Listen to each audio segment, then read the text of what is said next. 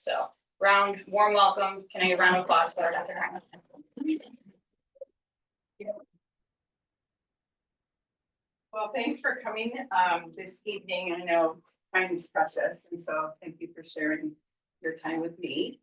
I'm Yvonne Karney. I'm a traditionally trained gynecologist, and for the last 10 years, I've been practicing functional medicine. I abandoned the ship, and I'm doing more integrated medicine now. My practice is in Crystal Lake, and this topic of breast imaging is very important to me because as a gynecologist, it was one of my routine things I would do is talk to women about breast cancer screening and breast imaging. And unfortunately, we don't get a lot of training in that in the traditional medicine world. It's just like, here's your prescription, go get it.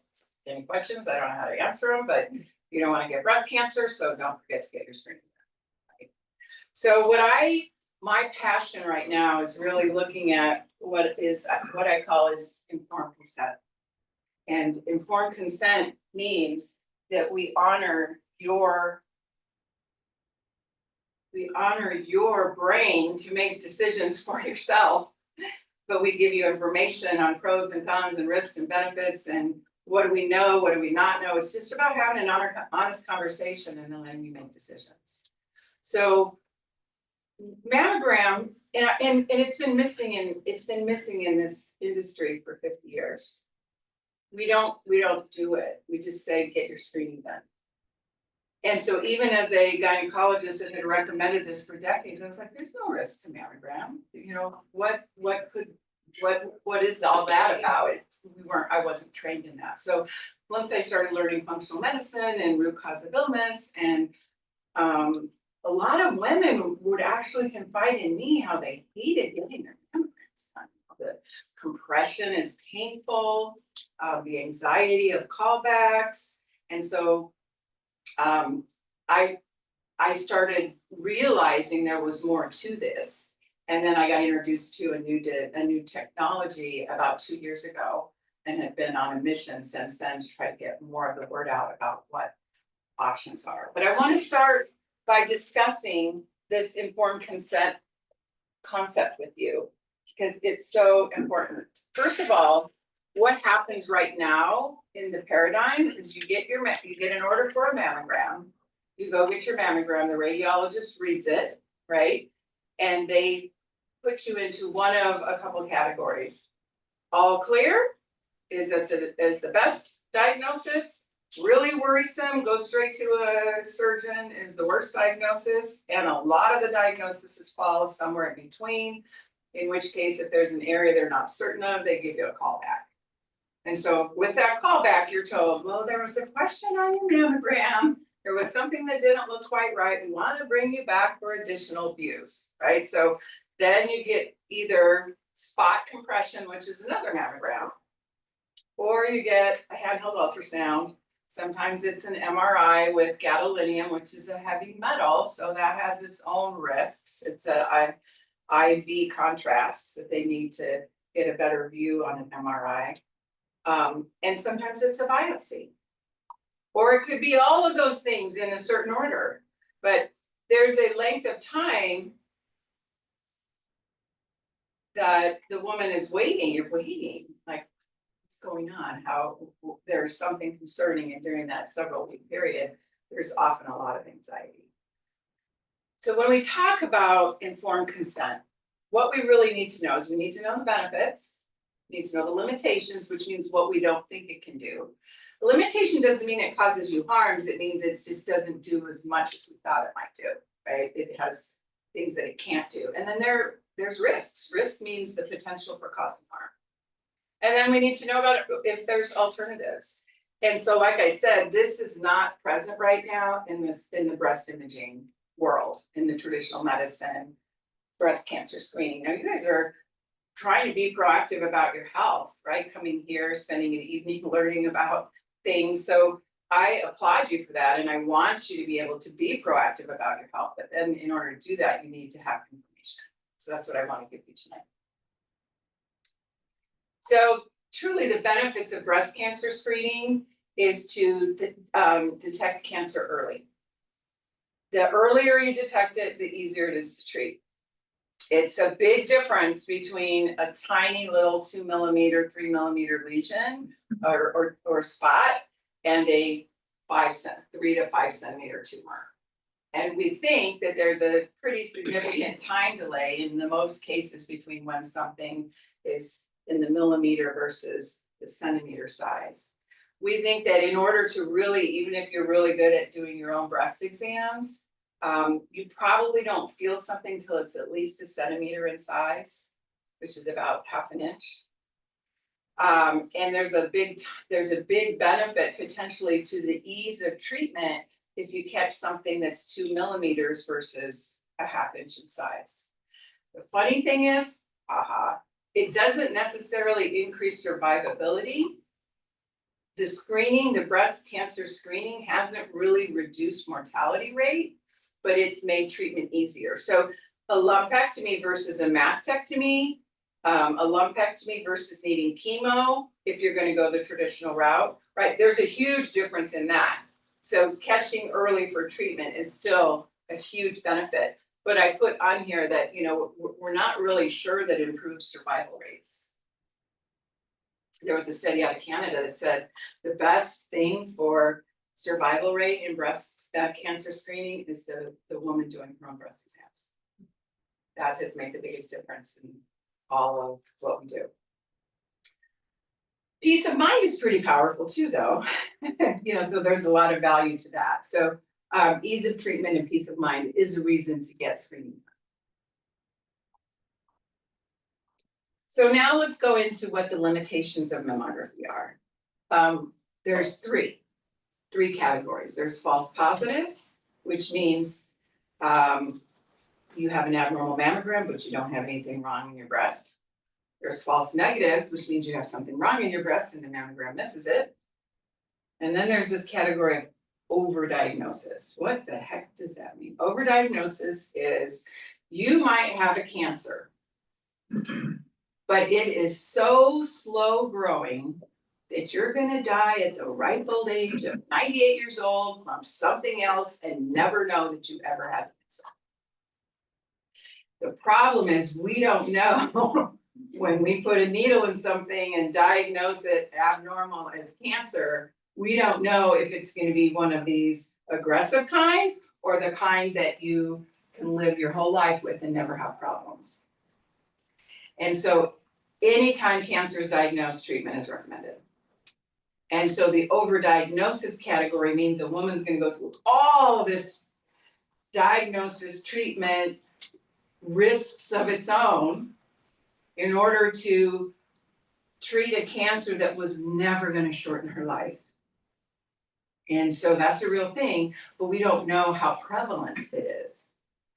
But I question, because with mammograms picking up teeny tiny lesions, and then the woman who was told that she had cancer, but they caught it early, and she's now saying the mammogram saved my life.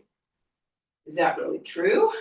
Or did it just make her line up in that line of women lining up for treatment to get cancer treated? You know, so those are things we don't know, and I'm just being honest with you about what we know and what we don't.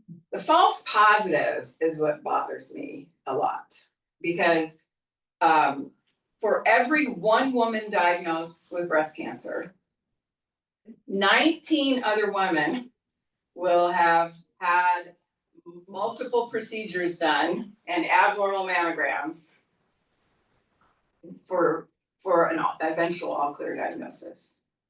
So the callback rate actually for mammograms is around 15%. It varies from center to center, but about 15% of women get called back for additional views, and about 10% of those women are recommended to have a biopsy.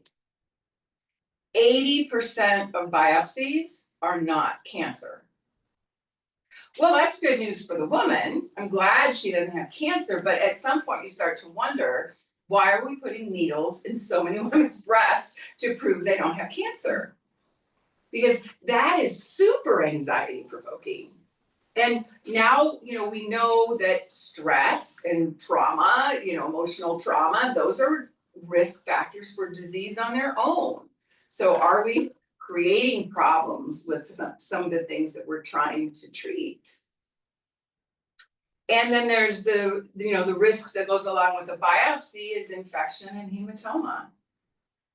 And hematoma is a blood clot inside, and sometimes it could need surgical drainage.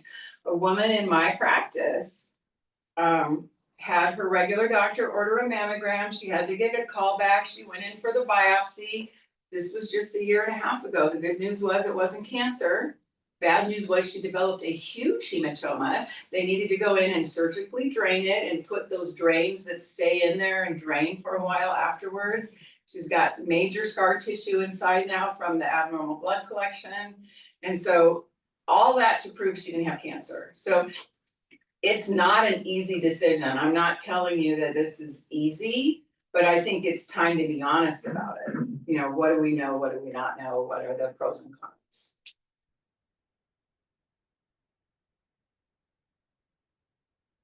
Okay, false positives.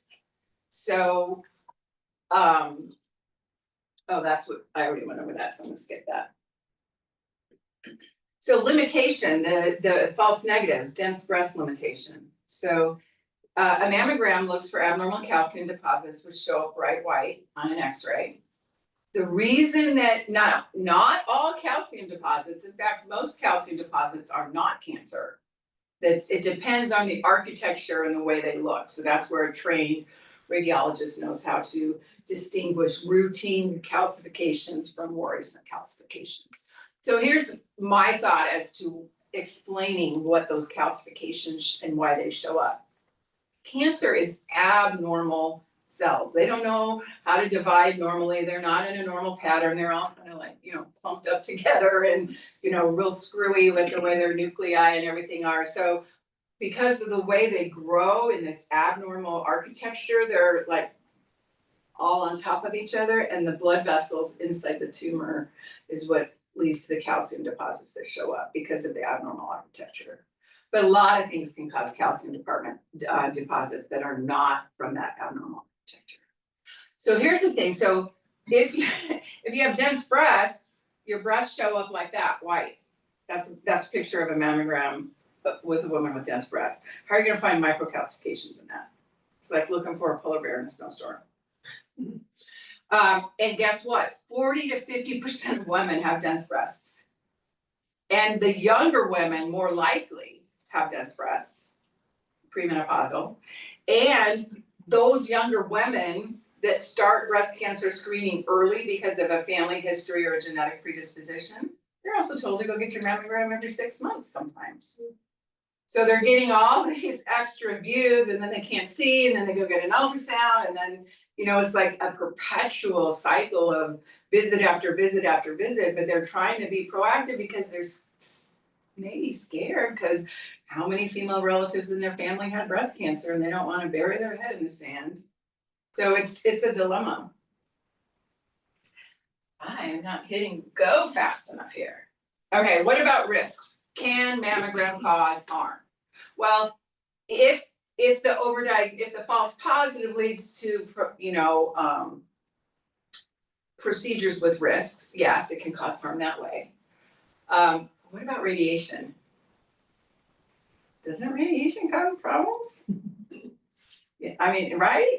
And what are we doing when we get a mammogram? We're squishing the breast in 2 dimensions and we're radiating the breast. And so there's actually data looking at radiation risk from mammogram, and this is not talked about. It's not a lot of radiation, it's a little radiation. I'm not saying that the risks outweigh the benefits, but I think it's important to talk about the risks, right? And let people decide for themselves. It's the one thing we are concerned about with radiation is that we think that it's your cumulative exposure over your life that matters. So even if it's a little bit at a time, if you're in the category that's going back every year or every 6 months, starting in your 20s or 30s because of a family history, or 30s to 40s if you're regular risk, at what point in your 60s could a new cancer diagnosis have been caused by decades of radiation exposure from a mammogram? We don't know, but there's a study that looked at this.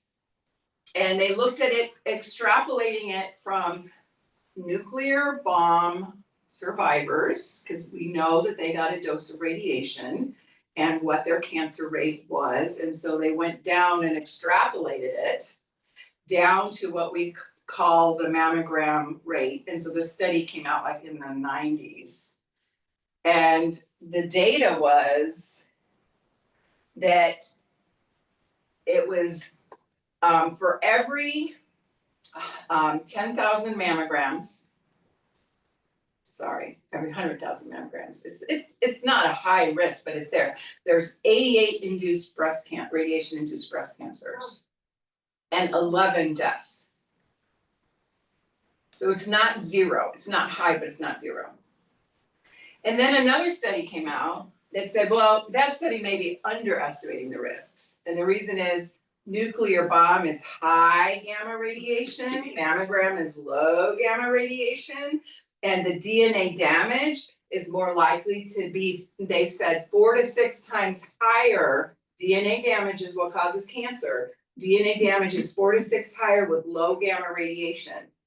So instead of 88 breast cancer cases, multiply that by 4 to 6, and you get 344 to 516 cases of cancer. And instead of 11 deaths, you get 44 to 66 deaths from cancer. That gets more significant, right? And has anybody ever been told that? I'm a doctor, and I didn't know that until I started researching this stuff. So that kind of made me mad that this stuff is out there. And then the trauma. So in order to get a view, they need to get the breast compressed down to about 1 centimeter in thickness. You know, and so it's about 45 pounds of pressure that's put on the breast and to get it to that point. And that causes, I mean, it's trauma. It's a little bit of trauma. And then there are reports of hematomas, not just from a biopsy, but actually from a mammogram, from the trauma of squishing the breast. And if a woman has implants, there's a risk of implant rupture. They be as careful as they can, but everything has risk. Walking across the street has risk, but we just want to be aware of the risks. So in order for a screening program to work, it has to be acceptable to the person, right? So if people aren't going to get the screening done, then the screening can't detect cancer. And actually, this is a big issue because the CDC says that 30 to 40% of women that are eligible for mammogram opt out. That's a big number. So why do they opt out? Well, for a variety of reasons. Sometimes it's limited access to healthcare, but I would say not so much anymore because with the Obamacare, mammograms, the screening mammogram is covered 100%. Callbacks are not, but the screening mammogram is. Callbacks can be super expensive, and sometimes they're not covered at all. So I don't know if, I honestly don't think access to care is as big of an issue anymore. I think it's women saying, I ain't gonna let somebody compress my breast like that. Or the women who are like, oh my gosh, I went for a mammogram and they called me back and I had to do all this stuff and I did it 2 years in a row and I am not doing that again because everything came out fine and it was horrible. It was a horrible experience to go through all that. And I've heard in my almost 30 years practicing medicine, I've heard that story a lot. So, and then of course there's the anxiety, right? The anxiety of all of that for that woman who was finally given the all clear. So, but that's a big number, 30 to 40% opting out. So I'm actually not here to try to talk you out of getting a mammogram. I think that you need to know the risks and benefits and the limitations and make your own decision. And some women decide they want to get mammograms, and I will support people in whatever decision they make. But if you're in that 30 to 40% category who's opted out and are feeling like, wow, am I throwing caution to the wind? Am I being foolish with my health? Then let's look at the alternatives. So one alternative, you guys, how many of you have heard of thermography? Yes, okay. I'm gonna get to thermography in a minute. I have a picture of the different images that look at what's the difference between how a breast looks on mammogram, ultrasound, MRI, QT, and thermography. So this QT imaging is pretty revolutionary. And I am so excited about it. This is what the machine looks like. The woman lays on her belly, breast is suspended in a warm water bath. There's no radiation, there's no compression, there's no IV contrast. It's true 3-dimensional imaging. Every other modality out there is not true 3D imaging. When you get a CAT scan or an MRI or even a 3D mammogram, it's not 3D. They take a bunch of 2-dimensional images and they stack them on top of each other and it approximates the 3D image. But there's a 2-millimeter gap between each layer. And so if you've ever done digital photography and you know about pixels, well, those are called voxels when it's on a volume in a digital screen. But if you've ever tried to remove a blemish with your little magic eraser on the, on the Photoshop, it identifies what looks in between the gaps by what's around it, and then it colors it in. Well, in these 3D images, that's exactly what's happening. It's taking what's above and below and assuming that what's in between is the same. What happens if you have a 1-millimeter lesion in a 2-millimeter gap, evenly spaced in there? It's completely missed. So it's not true 3D imaging. So the QT image, it uses the speed of sound. So it actually is ultrasound waves, but it's much different than regular ultrasound. This combines regular ultrasound, which is reflection, and transmission ultrasound, which is the speed of sound through tissue. And that's the revolutionary part. And when you combine the two together, you get a very thorough picture. So reflection means that here's the breast tissue, and the sonar rays come through and they bounce off, and then it's back here that they're detected again. So what happens as it hits and bounces off, it scatters. The more energy travels through time and hits resistance, it scatters a little bit. It's kind of like trying to determine the size of the rock by what the ripple looks like when you throw it in the lake. That's like reflection ultrasound. Transmission is the speed of sound through tissue. And there's validated studies saying that we know that water, connective tissue, different types of tumors, a fibroadenoma versus a cancer, transmit the speed of sound at a different rate. And that's what the studies have been doing about QT. So it was invented in 2016 by Dr. John Clock. It started studies immediately.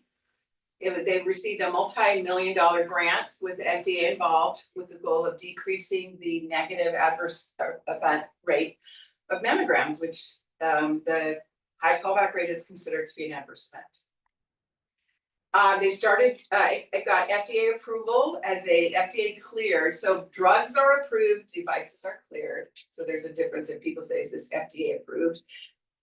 Medical equipment does not get FDA approved, it gets FDA cleared. So it got its FDA clearance as a breakthrough medical device in 2018. That's pretty impressive. So it's been around for a while. So this is how it works. So this is the breast tissue here. And you can see, I'm just showing these, you guys aren't radiologists, but it's really cool to kind of see what it looks like. So this is the fat tissue, and then this is the glandular tissue. These right here are the 3 reflection probes. They look just like a handheld ultrasound. And then this is the transmission sender and receiver. This is housed down here in the warm water bath, and it rotates 360 degrees in a spiral around the woman's breast, taking pictures the whole time. It gathers data points, and then the data is sent to the QT imaging center that houses the program that interprets it and turns it into images. So there is a little bit of a delay. It takes about 40 minutes to process the image and send it before we get actually pictures back. So for that reason, like, people have asked, well, could I do, if I needed this, could I do like a QT guided biopsy? You can't, because it's not live. billions of data points analyzed in order to get the image. And so it takes time to get the image back. But what we do is we gather the image, we get the woman comes in, lays face down, pillow for the feet. One breast is imaged at a time. The water bath is body temperature. So most people fall asleep. A lot of people fall asleep, you know. It takes somewhere between 7 and 12 minutes to image each breast, depending on the volume, the size of the breast. And then we wait for the images to come back. We upload them through a secure site to an offsite radiologist who has training in breast imaging, and we get the report back. What kind of energy is going in? Sound waves. Somewhere? So here's the picture I was talking about. And this right here is the image of a mammogram. This is a handheld ultrasound. So this one I added in because I just thought it's nice to compare. But these 4 images here are all of the same breast. So this person actually had cancer. And you can see that it's not picked up on the mammogram. But they felt something, and so they sent for handheld ultrasound. And now in here, you can see that there's a black spot with some shadowing, and that's where the tumor is. This is what it looked like on MRI. And then this isn't the same view. This is what we call the side view, and this is the up and down view, so the round versus, you know. But I think that the image of the QT scan looks closest out of all these to an MRI as opposed to the mammogram. Or a fraction of the, you know, but no gadolinium is needed, no radiation is needed, so it's excellent quality. It's down to, you know, millimeters, less than a millimeter you can see in size. So let's talk about QT imaging versus thermography. Okay, thermography looks at heat. So in this picture here, you can see that there's multiple areas, the yellow, red, orange, the more heat, the more red it gets, the cooler, the greener it is. So you want to have a green scan. The issue is, so the one thing I like about thermography, well, there's more than one thing, but one of the things I like about thermography is that it acknowledges that cancer is an inflammatory condition. Good grief, thank you, right? And so, you know, none of this prevents cancer. The way to prevent cancer is by living an anti-inflammatory lifestyle and getting rid of the toxins stored up and learn how to relax so that you're not in fight or flight all the time. So that's what we know, but at least thermography acknowledges that it's an inflammatory condition, and inflammation lights up in thermography. The problem is it's not structural. So a mosquito bite, a chest cold, an ingrown hair look all the same. They're red or yellow. So all it picks up is inflammation. Whereas a QT scan is structural, it's anatomic. A breast surgeon would know what to do with this if they, honestly, we have a breast surgeon in McHenry County now that is familiar with QT, which is great. But a lot of them still aren't that familiar. So if a woman has an abnormal scan, there's a little bit of a struggle about where do we go next? Does the surgeon require a mammogram, or are they willing to proceed with just a QT scan? But so that's the difference. So if you're looking for something that's lower risk, that gives you more structural data, QT scan far excels over thermography because thermography is going to pick up any kind of information. I have a question. Does that work with someone who has breast implants? Oh, absolutely. Yeah. Because there's no compression needed, which is nice. Yeah. Okay, so when I told you how long it's been around, I saw a few eyebrows raised, like, oh my God, I thought it was brand new. How come I haven't heard of this? That's a good question. Where the heck has it been? Right? So honestly, I think that part of the reason maybe COVID, right? We shut down for a few years and didn't do anything. So that could be part of the reason why it wasn't more well known, but I don't think that explains the whole thing. And that bothers me. I think some of it is the medical establishment's not necessarily interested in learning new things. They have billions of dollars invested in, very expensive equipment. And it's, for lack of a better term, it's a cash cow. If you ever took economics, the mammogram callback diagnosis treatment industry is $8 billion a year generated through that industry in the United States. And 25% of hospital systems are owned by hedge funds, not by nonprofits or not by people who care about patients. They're beholden to investors to make a profit. I honestly believe that the doctors want to do the right thing, because I used to be one of them. They just don't have the training, and they're working in a system that tells them what equipment they can use and what algorithm they should follow, and they believe that it's the right thing. Standard of care. Exactly, standard of care. This is not standard of care, this is above standard of care, right? What we're doing, what you guys do that come here, what we do in my practice, so it's not the routine. So when I met the inventor of this machine, I was like, we gotta get this out now. I believe that within 10 years, I don't know this, but I believe that within 10 to 15 years, this might be mainstream. But nothing in medicine happens quickly. And especially when there's billions of dollars at stake for these hedge fund-owned hospitals. So I was like, I'm bringing it to Illinois as a grassroots effort, and we're gonna push the envelope. Right? We're gonna have women that can come in and get a scan done, and they don't need a referral, thank you. And over time, and that's exactly how I got this breast surgeon involved. Somebody who had cancer went in with a QT scan, and I knew her. She's open-minded enough, because I used to talk to her in the OR when I was doing gynecology surgery and she was doing her breast surgery, so she knew who I was. She knew I wasn't a quack. But we all get that label in this part of medicine from the traditional doctors. But anyway, she came, she saw the machine, she's like, wow, this is really cool.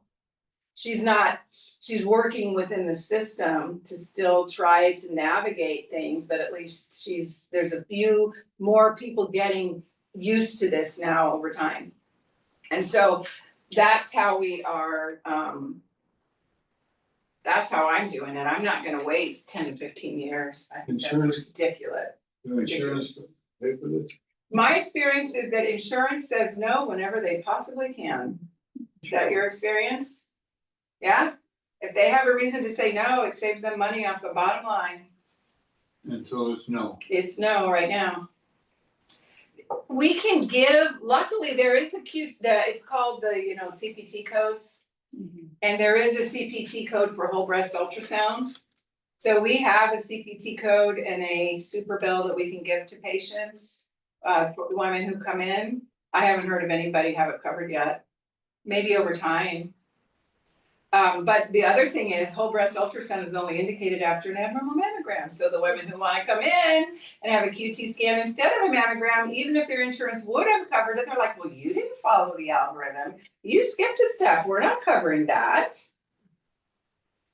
So this type of medicine, is for people who realize the value of it and don't determine whether something is a good thing for them based on whether insurance covers it, because our insurance companies do not have our best interests in mind. They have their profit in mind. They have to meet minimal standards so that they don't get accused of withholding care, but they have to meet a minimum standard of care in order to be legit, and everything else is considered, oh, that's not necessary. That's not standard of care. We cover this. So, that's what we're doing in my practice. I've been doing this now since September. It's going very well. We're having people coming in we have people coming in from out of state. I think there's 8 machines in the country now. I've got one. There's one when a gynecologist came and got her scan at my practice, and then she opened up a center down in Peoria. So there's actually 2 in Illinois. I used to be the only one in the Midwest. Now there's 2. Oh, actually, I think there's one in Iowa too, another practice open one in Iowa. That's the three closest around here. Outside of that, it's Philadelphia, and then there's two in California, and there's three in California and one in Arizona. So, what we're doing is we're just trying, just opening this up to people who wanna have this scan done. And, I'm happy to answer any questions that you guys have, about breast imaging in general.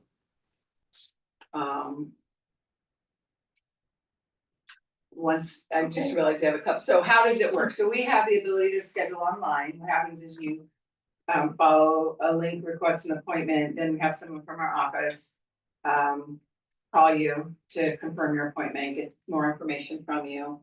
You get your scan done, takes about 45 minutes to an hour total by the time you come in, change, get your scan, get changed back again. We have we upload the images for the radiologist to review.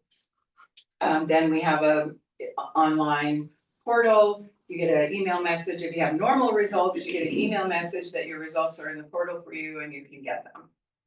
If there's an abnormal result, meaning that a follow-up is recommended, then we call.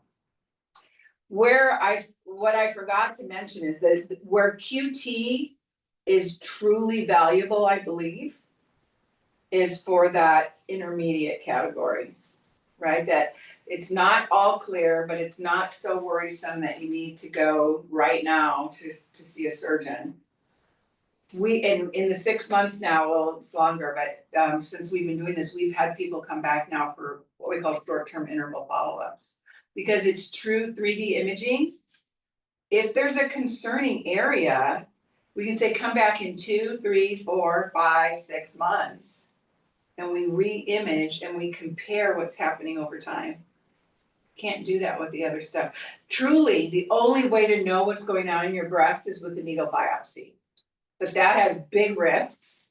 And so I think we want to avoid those biopsies. So if we can bring someone back in 2 to 6 months for a short-term interval scan and say, oh, it hasn't grown, or oh, it's shrunk. Well, it ain't worrisome, right? But if it's grown significantly, okay, now you go and you decide that you're gonna get a biopsy. Or there are some women who have said, I'm not gonna get a biopsy, I'm gonna try to do integrative therapies for this. We do not treat cancer at my office, but there's plenty of people who, we help people with cancers for their immune system, but we're not a specialized breast cancer treatment center with integrative options. But there are those things around, so some people choose to do that. And in the 6 months so we started in September and now we're in August, 11 months, right? So wow. So we've had some follow-ups come through. Only one out of all the follow-ups that came through was recommended to go get a biopsy or see someone. The others were shrinking or stable in size, and now it gets to come back in a year. I think that's fabulous. Of all of those women who had these abnormal findings, they would have been sent for a biopsy. So we avoided a lot of breast biopsies, and I'm really proud of that. Yeah. I'm hoping over time, could it do something with the overdiagnosis? Because we're not putting a needle in it to see if it's cancer. And if it is cancer, but it doesn't change in size, is it likely to cause a problem? So I'm hoping that it decreases the overdiagnosis issue that I brought up early. Time will tell. We don't know that for sure, but we do know it's decreasing the biopsy rate. Is there a possibility the insurance company would pay less using this diagnostic treatment versus the way they're doing it with all these follow-ups? You would think, wouldn't you? Yeah. I think that we haven't had the opportunity to explore this, but the way that but those companies, they're so, I don't know, I hate insurance companies, sorry. I don't deal with Somebody them, else to talk to them, right? okay? You wanna volunteer? No.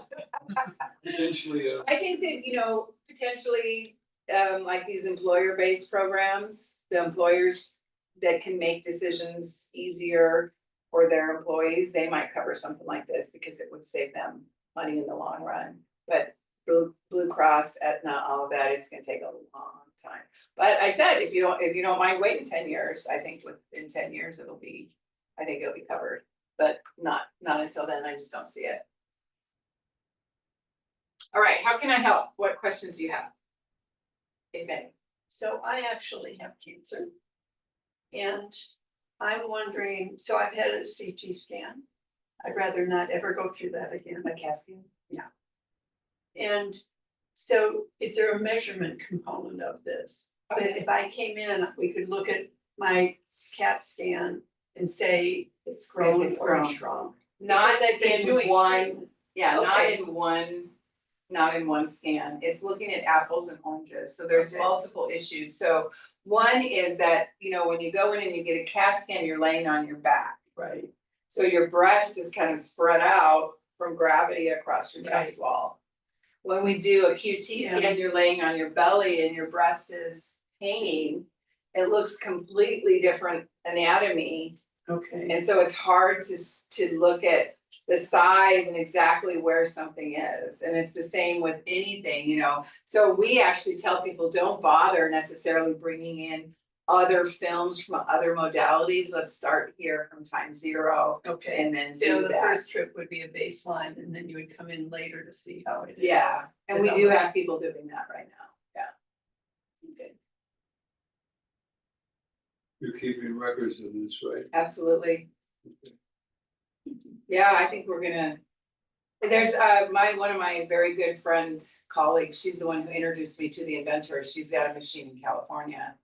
And so we founded the company. So I'm not actually with QT Imaging. QT Imaging is the name of the company that invented the machine and owns the software. I'm an independent practitioner, but my colleague and I founded a company called Clarity Breast Imaging.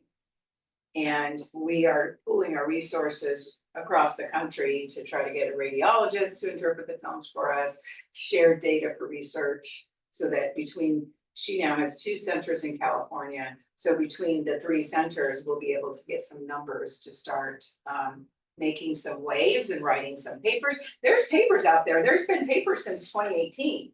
Wow. One of them's there's really good data. It's just not making mainstream. Yeah, How much does it cost, just so the people in the room know? it's $725 for a bilateral scan. And that is not cheap. It's a very expensive machine. But what I found out is one of my patients didn't know, she went for her insurance covered mammogram, right? Didn't have to pay a dime for that. Got called back for a handheld ultrasound and they charge her $800 for a handheld ultrasound. And that wasn't covered at all by insurance because it wasn't mandated under the Affordable Care Act. So it's less than those other follow-up callbacks. So that's a baseline. We don't do baseline versus diagnostic versus screening. We call it bilateral versus unilateral because the time in the room is the same. Radiologist charges us the same to interpret. The devices that we go through and the water that we use and all of that is the same, whether it's a screening or diagnostic. So when are you doing a unilateral? Pardon me? So when are you doing just like a unilateral? If someone's coming back for a follow-up and one breast looked completely normal, but there was a question on the right, then we do a unilateral follow-up.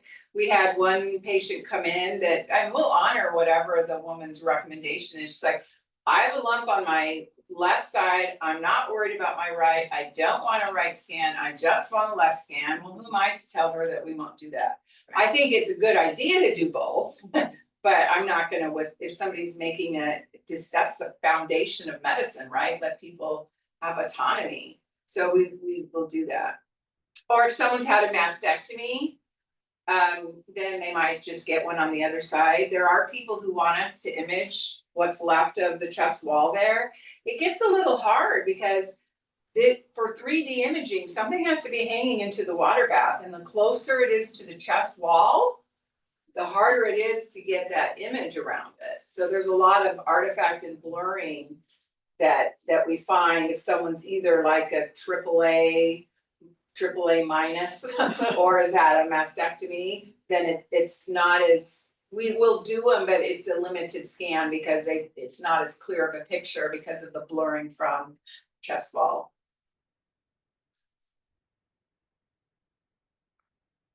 Are there any contraindications? Pacemakers. Yeah. Okay. Any implantable electronic device in the chest. We don't know what it would cause, but the machine says, don't risk it, and I certainly don't wanna take it. It's pregnancy. There's so many changes that happen in the breast in pregnancy anyway, it's probably better to wait. What's the timeline to get in for a scan if somebody wanted, like, if somebody wanted to go online today, or you get like a wait list 6 months long? or No, is it- we're not, it's not, it's within a week or two. Yeah, it's not bad. You might have already said this, but after somebody gets the scan, what's roughly the timeline when they get the results? I wish it were faster. Right now it's 3 weeks. There's not, if anybody here knows a radiologist that's looking for a good part-time job, it's hard to find the radiologist to interpret the films. They have bought in hook, line, and sinker that mammogram is the gold standard, and anything else is the mark of the beast. Do they have to In my have a biblical different, reference. do they have to have a different training to? Any diagnostic radiologist has the foundation. If they have experience with breast imaging, they have a huge foundation. It's only about 10 to 15 hours of additional training to translate from QT to breast mammogram and MRI. They're so similar in appearance, it's just navigating the thing, and so the company that owns the rights to the machinery and the software trains the radiologists for us. So I, originally, when I bought the machine, Dr. Clock was the inventor of the machine, was the one interpreting my scans. Well, he's in his 80s and he just retired, and I had nobody in Illinois. I had invested all this money to change the room and bring it to my practice, and then he sends a mass email out, I'm retiring in 3 months. And by the grace of God, I found a radiologist who